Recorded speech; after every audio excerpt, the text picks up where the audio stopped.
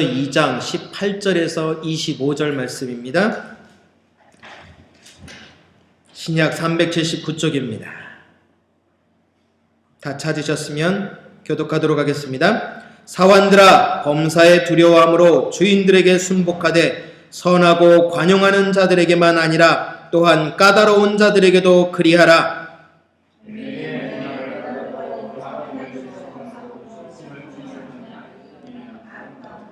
죄가 있어 매를 맞고 참으면 무슨 칭찬이 있으리요? 오직 선을 행함으로 고난을 받고 참으면 이는 하나님 앞에 아름다우니라.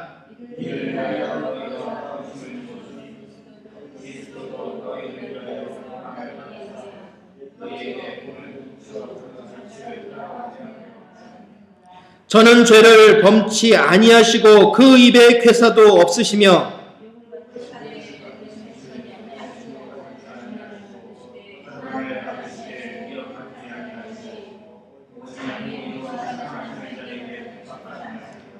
친히 나무에 달려 그 몸으로 우리 죄를 담당하셨으니 이는 우리로 죄에 대하여 죽고 의에 대하여 살게 하려 하심이라. 저가 채찍에 맞음으로 너희는 나음을 얻었나니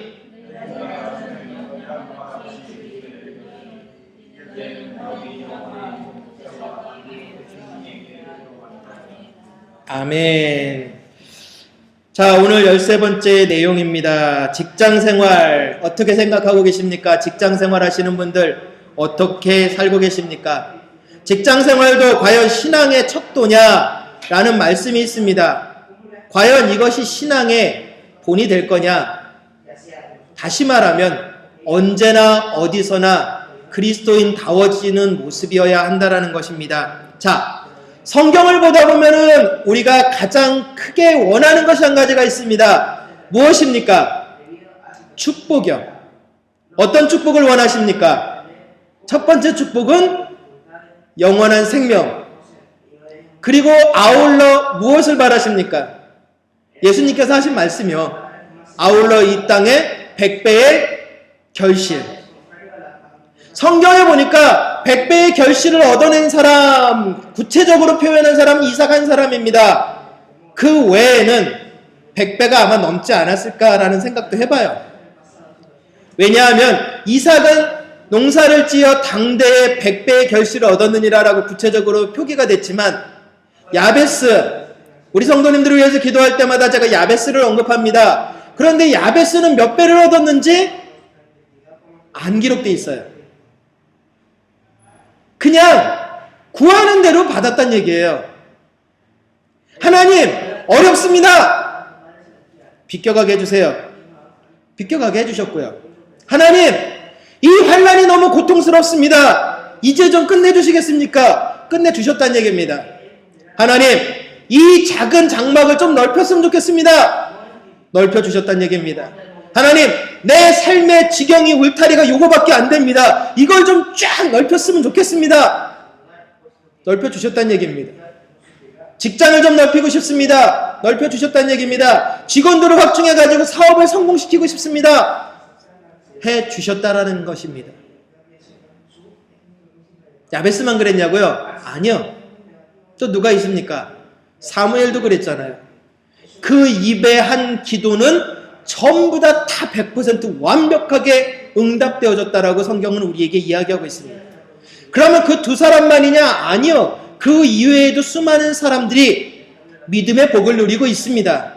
왜 그랬느냐? 오늘 본문을 말씀을 드리면서 그것을 풀어내려고 합니다. 자, 성도들에게 유익하게 그 축복에 나아가는 방법은 무엇이느냐? 우선 그걸 먼저 가르쳐 드리려고 해요. 자, 축복으로 나아가려면 어떻게 해야 할까요? 목사님, 기도 많이 해야 됩니다. 예배 잘 드려야 됩니다. 헌금 많이 해야 됩니다. 교회 봉사 열심히 해야 됩니다. 아닙니다. 축복의 시작은요, 성경을 읽으셔야 합니다. 에이, 그런다고 축복 받겠습니까, 목사님? 너무 뻔한 거 아닙니까? 아니죠. 자, 밥을 먹어야 건강할까요? 밥을 안 먹어야 건강할까요? 과식 말고요. 하루 세 끼를 먹어야 건강할까요? 아니면 하루 세 끼를 건너뛰는 게 건강할까요? 당연히 먹어야 건강하잖아요. 하나님의 은혜를 누리는 것, 그 첫 번째가 무엇이냐? 음식을 드시란 얘기입니다. 우리도 마찬가지잖아요. 쌀을 섭취하고 반찬들을 섭취하지만 그것이 지금 바로 먹었다고 해서 내게 영양분이 되어집니까? 아니잖아요. 일단 에너지를 나한테 넣어놓는 겁니다. 그럼 이 에너지가 두 번째로 어떻게 됩니까? 소화가 되어지는 과정 속에서 분해를 시킵니다. 이게 바로 성경을 이해하는 겁니다. 두 번째. 아, 그래. 이 구절의 말씀이 이런 뜻이구나. 우리 연합구역 예배 때 말씀드렸잖아요. 우리 성도님들에게 성경 공부를 계속 4년 동안 시켜드렸고, 요번 구역 예배를 왜 교재를 성경 창세기부터 요한계시록을 만들어드렸느냐? 적용할 수 있는 훈련을 위해서요. 스스로 주석을 쓰는 수준까지는 아니지만 어느 곳에 가서든지 말씀을 보기만 하면 그 상황에 맞는 메시지를 선포할 수 있을 정도의 역량을 위해서라고 말씀을 드렸습니다. 그 두 번째 과정이 바로 그겁니다. 이 말씀이 의미하는 것이 무엇인가? 이것을 알면 방향이 잡혀요. 자, 모든 음식이 잠시 후에 예배 후에 우리 식사를 하게 됩니다. 식사를 했으면 건강해집니까? 아니요. 이 안에 들어가서 혼합이 되어져서 이게 제대로 영양소가 분해가 되지 못하면 탈나버리잖아요. 바로 그겁니다. 말씀의 의미를 제대로 이해하지 못하면 우리는 역시 탈난다는 얘기예요. 그러므로 첫 번째, 성경을 읽으셔야 합니다. 두 번째, 그 의미가 뭔지를 이해하려고 하셔야 합니다. 그래서 성경책에 보면 밑에 가끔 주석이라고 해가지고 조그맣게 글씨로 깨알 같은 글씨로 써 있잖아요. 돋보기라도 이렇게 들고 보시는 수밖에 없습니다. 왜? 그런 의미들이 이런 단어에 이런 의미구나 하는 것을 알게 되다 보면 적용이 더 쉽거든요. 마지막 세 번째가 뭐냐? 이게 바로 우리의 가장 큰 고민거리죠. 읽고 이해한 것을 어떻게 적용할 거냐라는 것입니다. 기독교가 잘못된 것이 아니라 적용이 잘못되어졌던 거예요. 기독교는 십자가입니다. 십자가가 잘못되어졌습니까? 아니잖아요. 그러나 오늘날 수많은 사람들은 이야기를 합니다. 기독교가 잘못되어졌다. 교회가 잘못되어졌다. 아닙니다. 교회가 잘못되어진 적도 없고 기독교가 잘못되어진 적도 단 한 번도 없었습니다.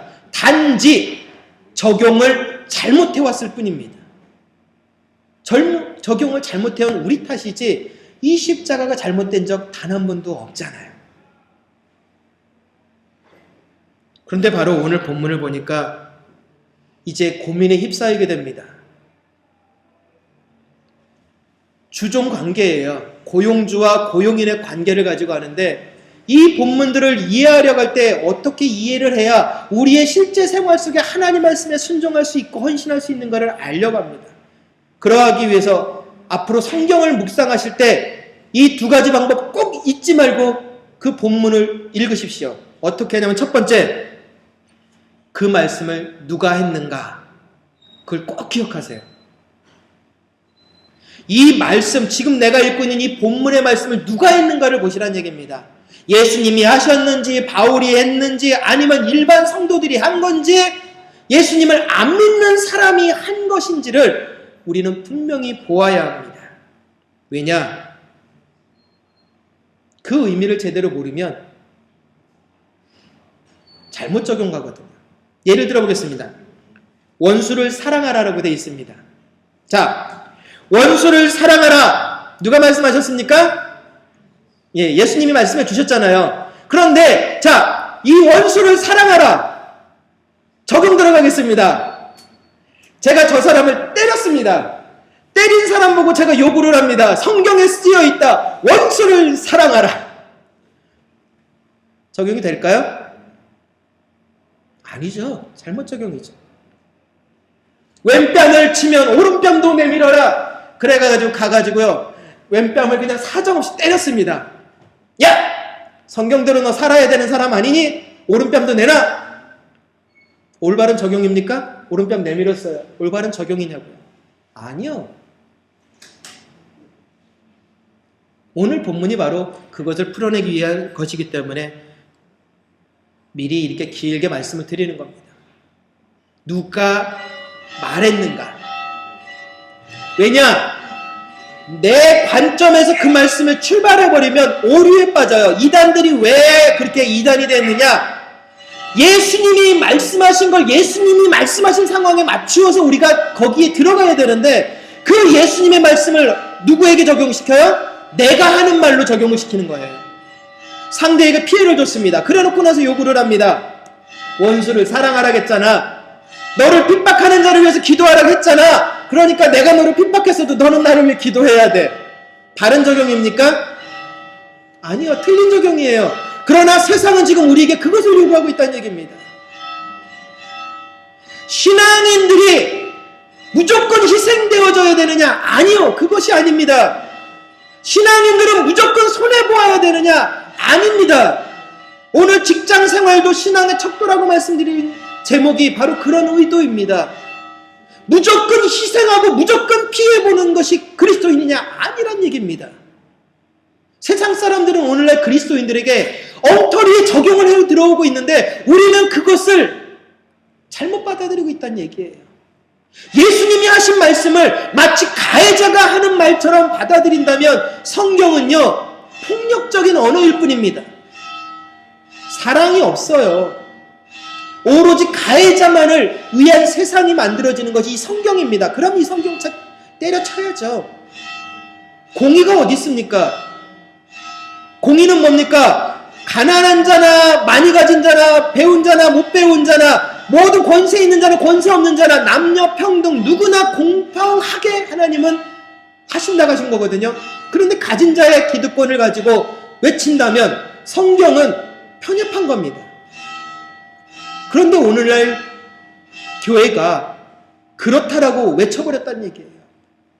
그러다 보니까 점점점 교회가 교회로서의 기능이 상실되어지고 있고 교인들을 보게 되면 온갖 상처만 안고 있어요.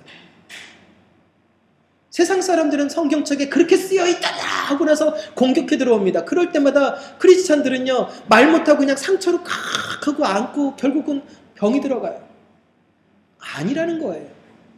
누가 말씀했는가를 정확히 보시기 바랍니다. 상대방들이 무슨 성경 말씀을 끌고 와서 이야기를 할 때요 그 말씀을 누가 했는지를 먼저 분석을 해내셔야 돼요. 예수님이 하신 말씀인지 그냥 일반 성도들끼리 그냥 주고받았던 말인지 그건 명확히 보셔야 합니다. 그 두 번째, 그 말씀을 누구에게 했는가를 정확히 보셔야 해요. 자, 원수를 사랑하라. 누구에게 한 말씀입니까? 때린 사람에게 한 말입니까? 맞은 사람에게 한 말입니까? 맞은 사람에게 한 말이에요. 맞은 사람에게 한 말이지만 아까 말씀드린 것처럼 때린 자가 야 성경에 그렇게 돼 있잖아 하면서 자기의 잘못을 감춥니다. 그것은 잘못됐다라는 거예요. 오늘 우리에게 하나님은 그래서 본문에 그것을 이야기를 합니다. 오늘은 본문에 두 가지 대립이에요. 뭡니까? 고용주와 고용인, 직장의 관계 속에서 우리의 신앙의 문제를 하나님은 언급하고 계십니다. 자, 오늘 보니까 19절에 뭐라고 했습니까? 부당하게 고난을 받아도 하나님을 생각함으로 슬픔을 참으면 이는 아름답다. 참 이 말씀을 묵상하면서요 정말로 이해가 안 되어졌어요. 한 주 동안 이것 때문에 킁킁 알아놓았어요. 왜요?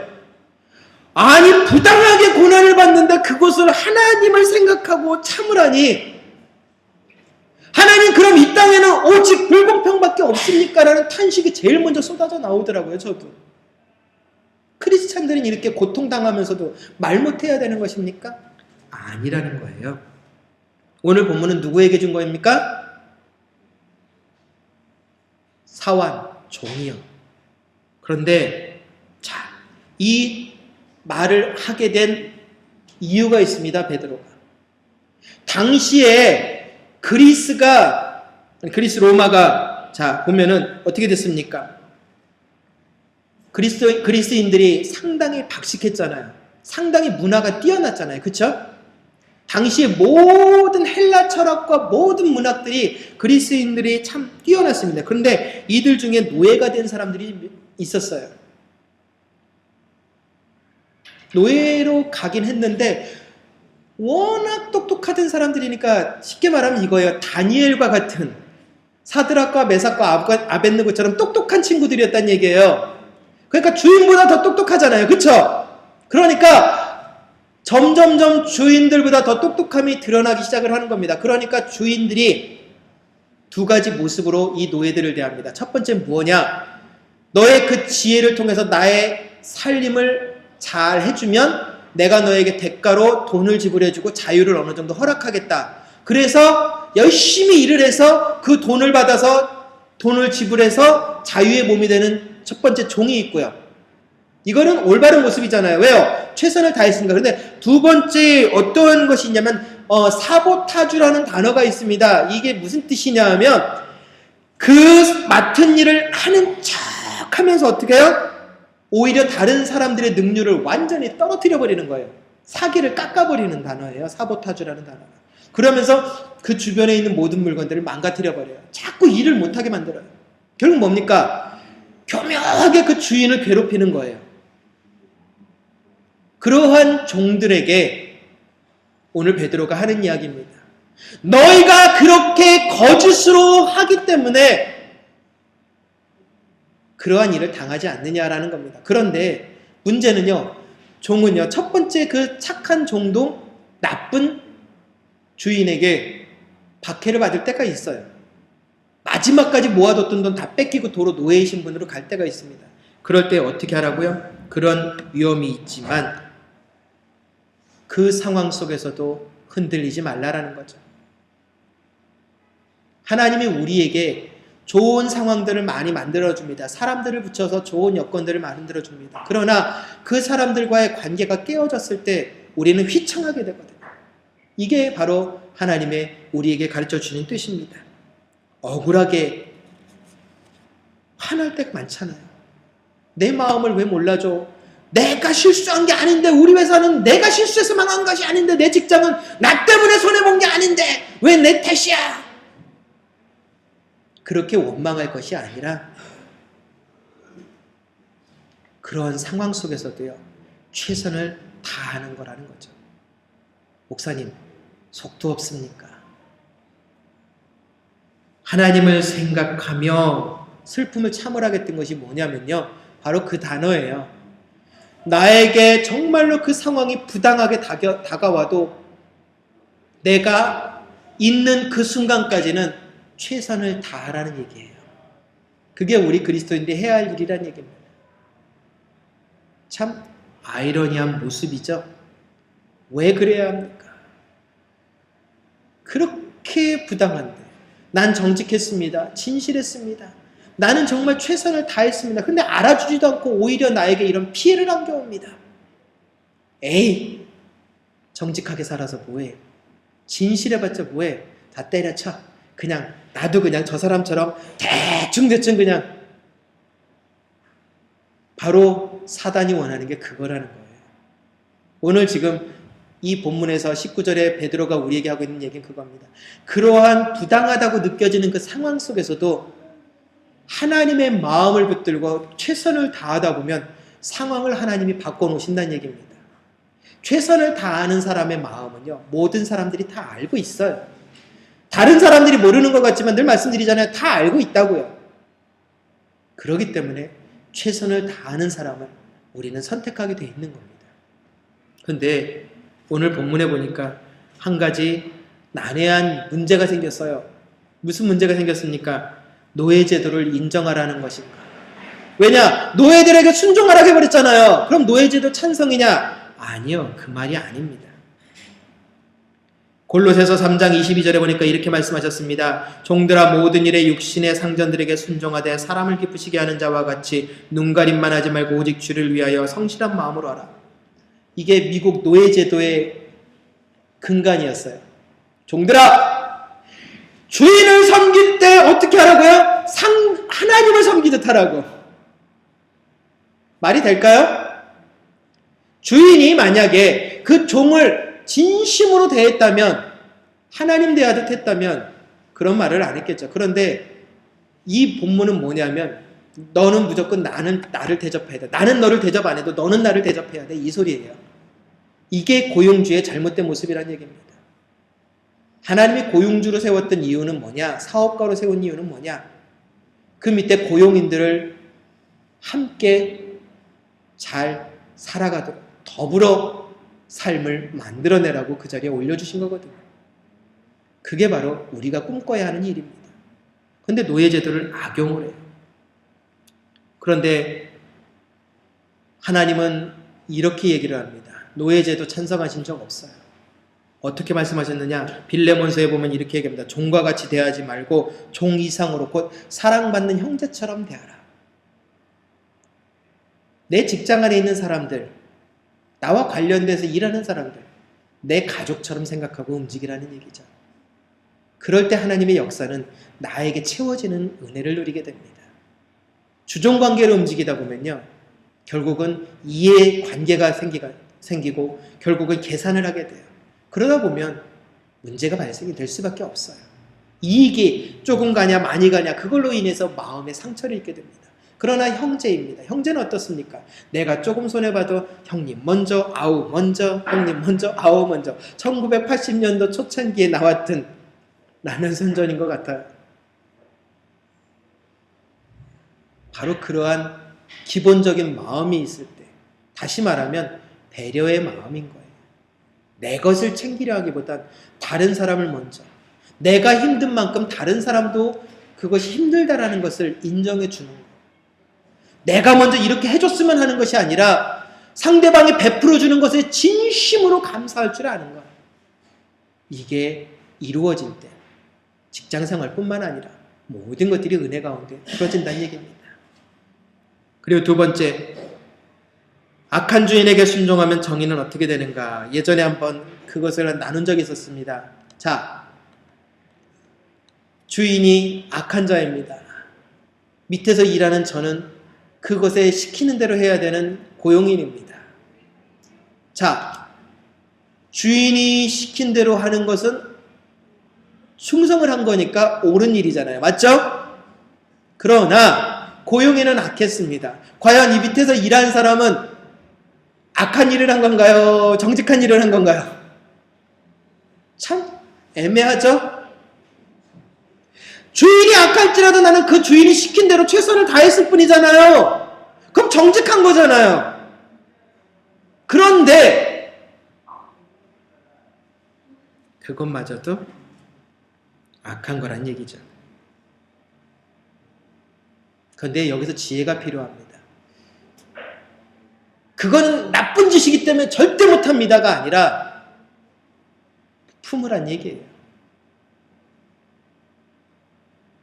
그것보다 예수님의 사랑 안에서 이렇게 해서 더 좋은 뜻이 있지 않겠습니까? 사랑과 온유로 감싸 안으라는 거죠. 이게 바로 사실은 오른뺨을 때리거든 왼뺨을 내밀라라는 거예요. 저쪽에서 부당한 요구를 해오면서 육체적으로 때리지는 않았습니다. 그러나 부당한 요구로 오른뺨을 때려오는 거잖아요. 그럴 때 왼뺨을 내밀라는 건 그 부당함으로 더 때리라는 얘기가 아니라 그를 끌어안고 수용하고 포용하라는 얘기예요. 바른 길을 내 마음의 아픔으로, 지난번에 전도하는 방법 가르쳐드렸잖아요.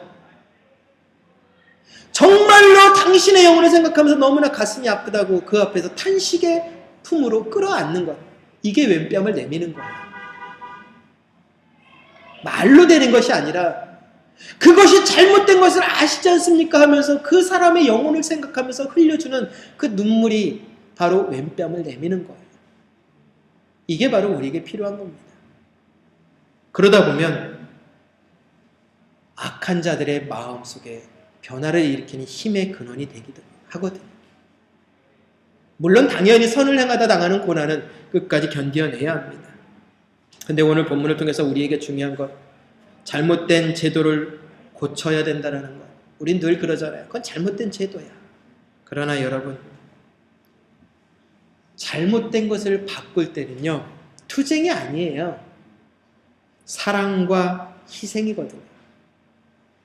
왜 일본의 압제 속에서 수많은 사람들이 총칼을 들고 싸우지 아니하고 그저 무저항, 비폭력으로 그냥 그 앞에서 총알을 맞으면서 쓰러져 갔을까요? 3월 1일 날 대한독립 만세를 부르면서 수많은 영웅들이 죽어가면서도 단 한 명도 일본군들을 향해서 돌을 던지거나 항의한 적 없습니다. 그저 맞아 죽어갔습니다. 두 가지 모습이겠죠. 미련하다. 그런데 그 무저항, 비폭력이 결국은 어디에 영향을 미쳤다고요? 인도를 바꾸는 대단한 힘이 됐다고요. 간디가 그것을 보았습니다. 그래서 자신의 인도에도 그것을 적용을 시켜서 결국 인도를 영국으로부터 독립시켜낸 거예요. 영국의 폭력 앞에 무저항을 했고요. 영국의 폭력 앞에 비폭력을 외쳤거든요. 저 동양의 꼬레아를 봐라. 그들도 바꾸어냈다. 저는 그렇게 생각합니다. 세상의 모든 것들이 불합리하다고 우리는 이야기를 합니다. 직장 제도를 보고 있으면 불합리한 게 참 많아요. 가진 자들은 더 많이 갖는 것 같고 없는 자들은 더 없어지는 것 같은 게 정말 세상의 것 같은 그 불안함이 밀려올 때가 많아요. 그러나 하나님이 우리에게 하시는 것은 첫 번째가 뭐라고요? 사랑과 희생이 있다면 아름다운 직장 생활을 만들어낼 수 있을 것이고, 교회 안의 신앙이 직장에서 열매를 맺을 것이고, 그 직장의 열매가 맺으면 세상은 자연히 바뀌게 되어 있다는 얘기입니다. 머리띠 두르고 바꿔봤자 소용없습니다. 요시야가 종교개혁을 했습니다. 그러나 요시야의 종교개혁이 성공했을까요? 성공하지 못했을까요? 눈에 보이는 것은 성공했습니다. 그러나 눈에 보이는 것만 해냈지 깊은 내면을 바꾸지 못했습니다. 자, 우리나라가 정변을 일으켰습니다. 갑신정변이라는 걸 일으켰어요. 뭐냐? 사회제도 개혁 자체를 뜯어고치고 일제하에서 모든 틀을 새롭게 세워보려고 했습니다. 그런데 실패했습니다. 3일 만에 무너져버렸습니다. 왜 무너졌을까요? 우애부터 했거든요. 교회의 신앙의 역사는요, 어느 대표자가 이렇게 합시다 해서 되는 것이 아니라요, 서서히 그것이 하나의 운동력이 되어질 때 모든 구성원들이 그렇게 움직이자라는 것처럼 점점 들끓어 오를 때 화산이 폭발해서 마그마가 터져 나오는 것처럼 땅속에서 그러한 것이 진정한 개혁의 힘이거든요. 그래서 그들이 실패했던 거예요. 위에서 바꾸려고 하니까 밑에 있는 우리들은 그 내용이 무슨 내용인지 모르거든요. 그러니 실패할 수밖에 없었던 겁니다. 오늘날 신앙의 개혁이 불합리한 거 많습니다. 그러나 아까 말씀드렸잖아요. 그 모든 것들을 우리는 되돌아가서 바꾸자고요. 어떻게 바꾸자고요? 세상을 향해서 머리띠 두르고 바꿉시다! 이게 바꾸자라는 얘기가 아니라요. 어떻게 바꾸자고요? 우리들의 사랑과 희생으로. 어떻게 사랑하자고요? 말씀을 읽고 그 본문의 의미를 깨닫고 그것을 바로 적용해 나가서, 가정 안에서 바로 적용해서 자녀들에게 본을 보이고, 부부간에 본을 보이고, 직장에 그 말씀을 바로 가져가서 바로 적용해서 직장 안에서 서로가 고용인과 고용주 사이에 아름다운 관계로 맺어내고, 사회에 가져가서 바르게 보여주고, 그러다 보면 세상은 바뀌어낸다는 얘기입니다. 우리가 해야 할 일은 바로 그겁니다. 예수님의 그 본을 따라가는 거예요. 오늘 본문 24절에 뭐라 했습니까? 친히 나무에 달려 죽으셨는데, 왜 나무에 달려 죽으셨다고요? 우리 죄를 없애기 위해서. 그런데 21절에 중요한 말씀 한 가지를 더 하고 계십니다. 뭐라 했습니까? 너희에게 본을 끼쳐 그 자취를 따라오게 하려는 것이다. 그렇다면 우리가 십자가를 달려 죽어야 되는 것을 따라오라는 얘기가 아니라, 이미 십자가로 해결할 것 다 해결해 놨으니까 뭐만 하면 된다고요? 나머지 예수님이 보여주셨던 그 삶의 의미들, 그 말씀을 내 방식대로 해석하는 것이 아니라 예수님이 정말로 이 시대에 우리에게 하시고자 하셨던 그 말씀대로 우리가 순종해 나갈 때 변한다는 얘기예요. 말로 변화시킬 수 없습니다. 늘 말씀드리잖아요. 부부학교도 해봤고 언어학교도 해봤고 많은 거 해봤지만 안 됐잖아요. 자, 그래도 어느 정도 요만큼의 가능성은 봤습니다. 그렇죠? 이제 7월달 이제 중순 넘어가면 그동안 기도하고 준비해왔던 이제 가정사역에 대한 모든 프로그램들을 이제 쭉 풀어가지고 좀 진행을 하려고 다시 해요. 부부학교 그것보다 이제 더 확장시켜서 깊이 들어가 보려고 합니다. 그런데 그거를 한 1년 반 동안 자료를 준비하고 기도하면서 있는 동안에 느꼈던 게 그거예요. 뭐냐? 바꿀 수 없다라는 거예요. 한 가지로 결론 내려드리겠습니다. 오늘 말씀 전체를. 직장생활도 신앙의 척도인데 어떻게 하시면 되느냐? 하나님, 저 사람을 바꿔주소서. 그 기도하지 마시고요. 하나님, 저 사람을 이해할 수 있도록 나를 바꿔주소서. 그러면 바뀝니다. 누가 바뀌어요? 저 사람이 바뀌어요. 왜 바뀌어요? 내 눈이 바뀌었으니까 저 사람이 다르게 보인 것 뿐이에요. 그런데 진짜로요. 상대방의 모습이 똑같아도 바뀌어 보인단 말이에요. 그럼 결국 어떻게 될까요? 이 마음의 모든 것들이 상대를 이해하고 품을 수 있게 된다는 얘기입니다. 허물을 허물로 보는 것이 아니라 허물을 강점으로 덮어주게 되고 약점을 강점으로 세워서 그 사람을 높여줄 수 있게 된다는 겁니다. 저와 여러분들이 해야 할 일이 바로 그것입니다.